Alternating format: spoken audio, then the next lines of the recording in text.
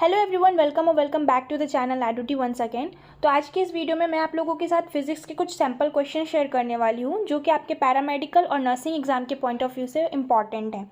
तो हमारा जो फर्स्ट क्वेश्चन है वो पूछ रहा है आपसे, what is the dimensional formula of frequency. Frequency का डायमेंशनल फार्मूला पूछ रहा है। डायमेंशनल फार्मूला मतलब M, L, T, theta in सब के फॉर्म में रिप्रेजेंट करना। ओके, तो जो फ्रीक्वेंसी होता है इज इक्वल्स टू होता है 1/टाइम पीरियड टी। तो इसका जो डायमेंशनल फार्मूला होगा वो सिंपली हो जाएगा टी इनवर्स। एम और एल ज़ीरो है, तो इसमें से आप चेक कर लीजिए कौन सा आपका इसमें ऑप्शन करेक्ट हो रहा है। तो इससे आपका करेक्ट आंसर होगा D, that is M zero, L zero and T inverse. तो ये आपका करेक्ट आंसर हो जाएगा।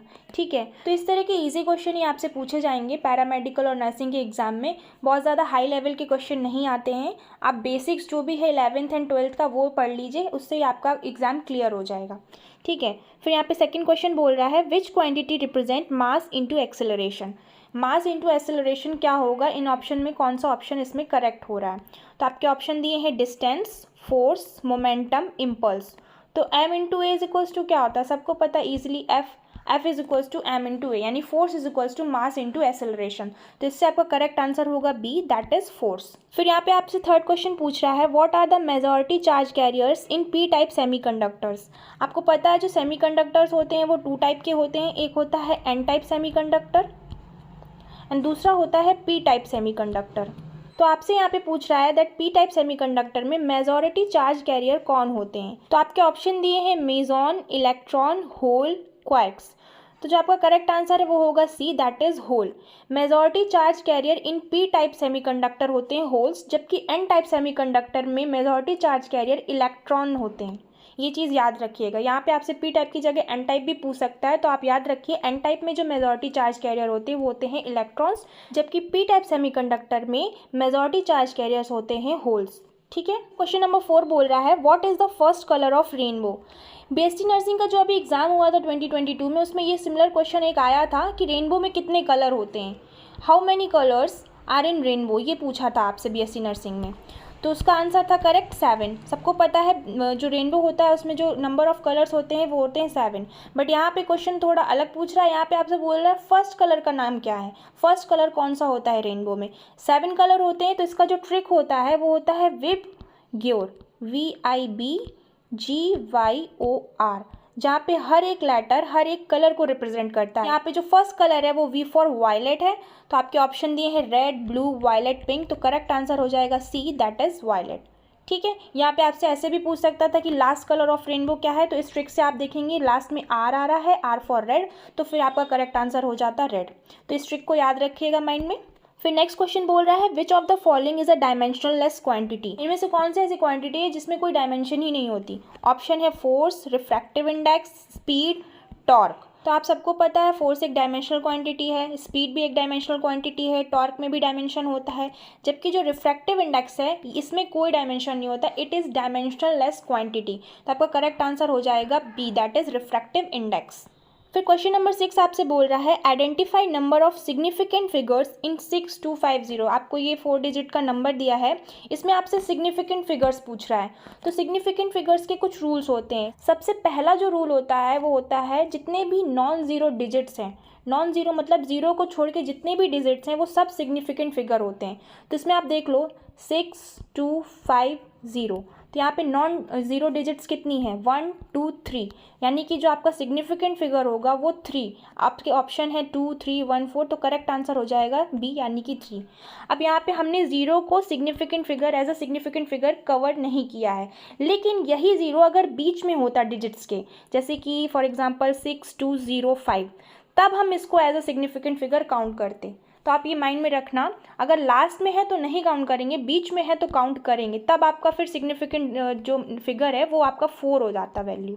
फिर करेक्ट आंसर आपका 4 होता। यहाँ पे आपसे 7 नंबर क्वेश्चन पूछा है complete the statement like charges dash and unlike charges dash each other. तो आपको ये फिल करना है यहाँ पे करेक्ट। तो ऑप्शन है attract ripple, ripple ripple, ripple attract, attract attract. तो आप सबको पता है लाइक चार्जेस मतलब एक तरह के चार्जेस को अगर हम पास लाएं, फॉर एग्जांपल पॉजिटिव पॉजिटिव या निगेटिव निगेटिव को पास में लाएंगे तो क्या होगा। फिजिक्स में आपने इतना ईजी क्वेश्चन तो पढ़ा ही होगा कि जब हम सेम चार्जेस को सामने लाते हैं या पास में लाते हैं वो तो एक दूसरे को रिपल करते हैं, दूर भागते हैं वो एक दूसरे से।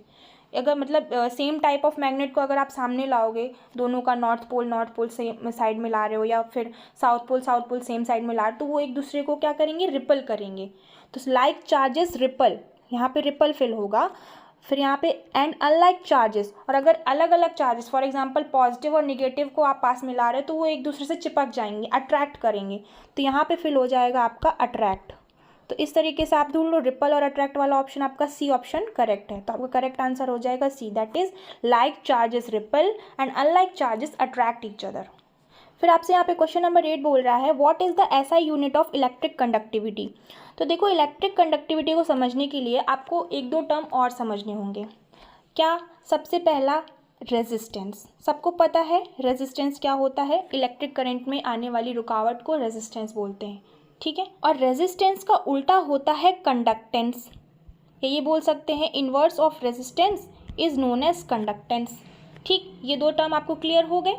फिर इलेक्ट्रोकेमिस्ट्री में आपने एक फॉर्मूला पढ़ा होगा रेजिस्टेंस का, that is resistance is directly proportional to L by A, जहाँ पर L जो होता है वो लेंथ बिटवीन इलेक्ट्रोड होता है और A होता है एरिया ऑफ डिप्ड इलेक्ट्रोड। मतलब कि आप सिंपली अभी यहाँ पे समझ लो कि L for length and A for area, ठीक। तो जब हम ये प्रोपोर्शनल हटाएंगे का फॉर्मूला हो जाएगा R इज इक्वल्स टू रो, ये प्रोपोर्शनल कॉन्स्टेंट है L बाई ए, ठीक। तो जब हमने प्रोपोर्शनल हटा के कांस्टेंट लगाया तो ये आया रो, ये रो रिप्रेजेंट करता है रेजिस्टिविटी को, इसको हम बोलते हैं रेजिस्टिविटी, ठीक।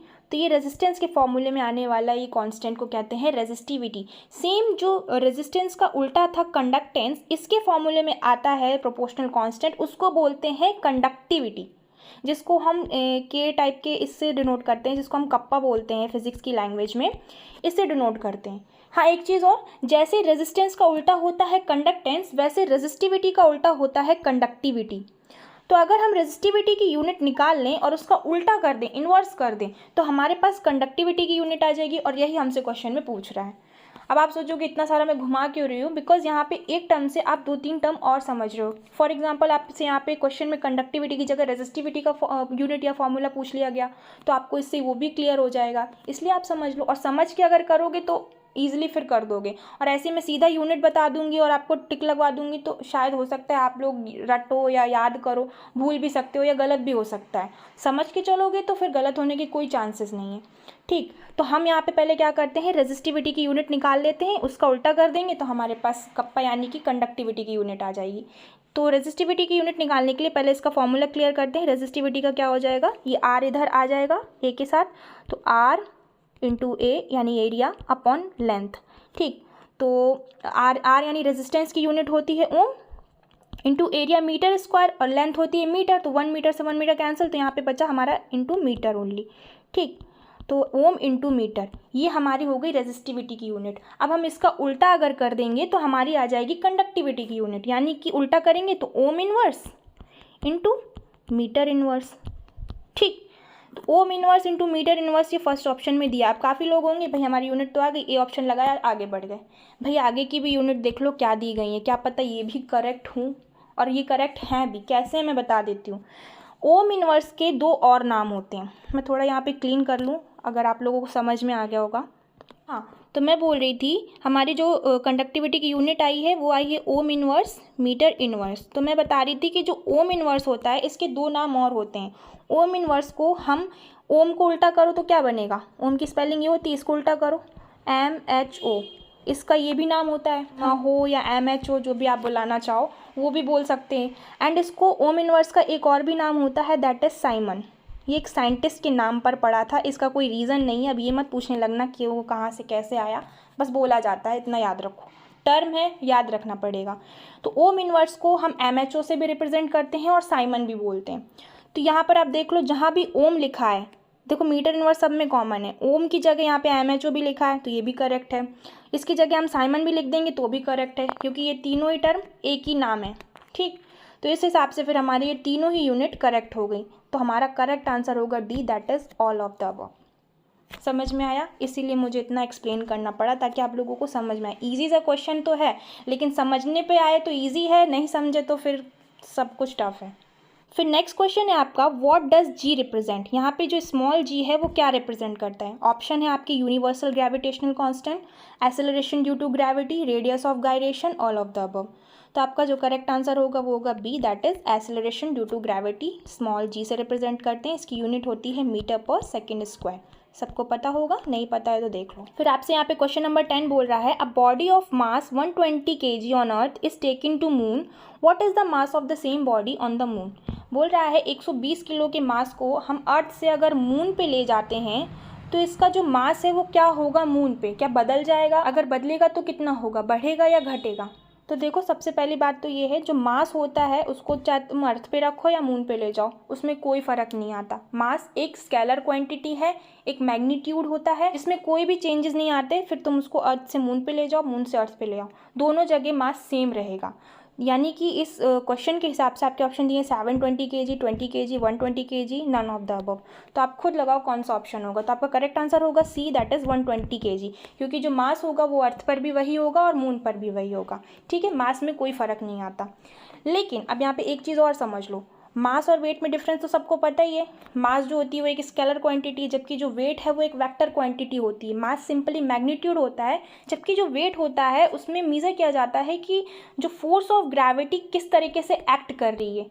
वेट एक तरीके से फोर्स ऑफ ग्रेविटी से रिलेटेड है, आप समझ लो, इसीलिए उसमें डायरेक्शन भी आ जाती है, दैट्स वाई हम उसको वेक्टर क्वांटिटी बोलते हैं। तो अगर हम वेट की बात करें, अगर आपसे मास की जगह यहाँ पे मास ना दिया गया होता, वेट बोल गया होता, आपको यहाँ पे मास की जगह वेट दिया होता फॉर एग्जांपल, और आपसे फिर पूछा होता कि अगर मान लीजिए अर्थ पे कुछ वेट है तो हम उसी वेट को मून पे ले जाएंगे तो क्या फ़र्क पड़ेगा, क्या तब भी वो सेम रहेगा?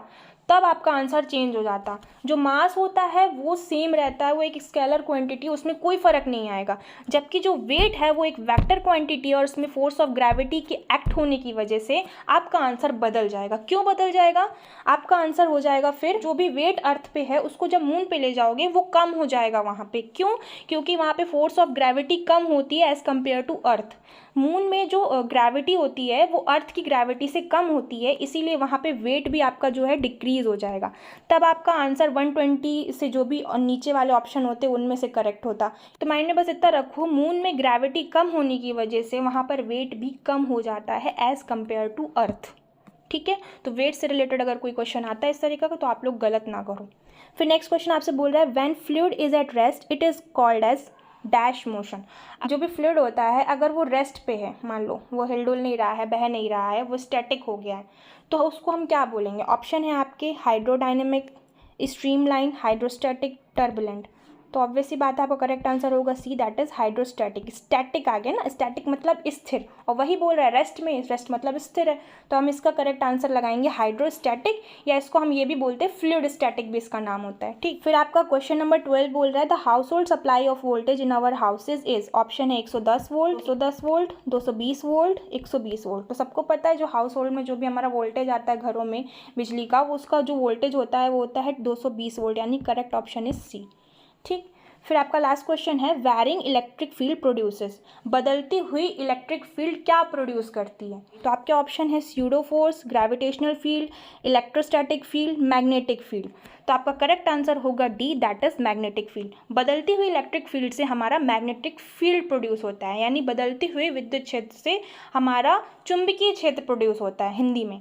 ठीक, so this is all about today's video, जिसमें मैंने आप लोगों से कुछ क्वेश्चन शेयर किए आपके पैरामेडिकल और नर्सिंग एग्जाम से रिलेटेड, एंड आई होप आप लोगों को ये वीडियो पसंद आया होगा। And if you like this video then don't forget to like, subscribe and share. Also press the bell icon for more such videos. Thank you for watching this video. See you guys in my next video. Till then, bye bye. This the new wave, turn it up, I'm in the backseat chilling with your girl, what's up? She wanna talk all day, but I'm not in the mood. I'm trying to dance all night, I got something to do. I make hits for the people at home in their rooms, looking for a reason to get out of it soon. Found me on the internet just making some moves. Now I'm going up, CNN on the news. She gon' shake, shake, shake like a bottle, she popped that. I'm off that.